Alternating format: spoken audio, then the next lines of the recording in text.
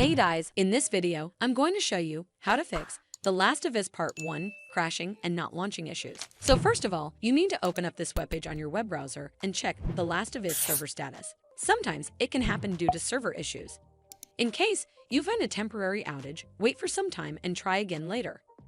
But if you experience no outage here and still encounter this issue, then you need to head over to your game library on Steam.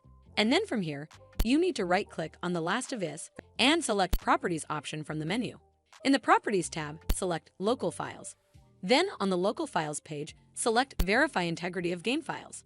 Steam will then take some time to verify your files and you're done. Once you're done with it, check if it fixes the issue. But if it doesn't, then make sure you're connected to a strong internet connection. Navigate to google.com on your browser and then search for Speed Test. Here on this page, you need to tap on Run Speed Test.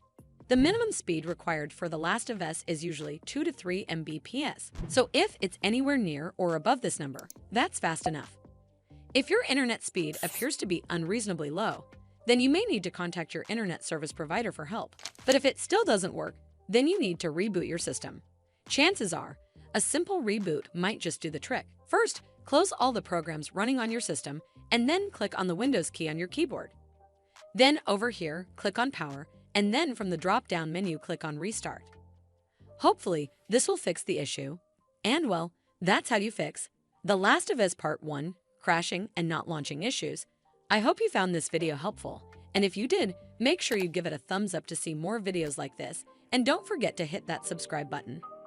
We'll see you in the next one.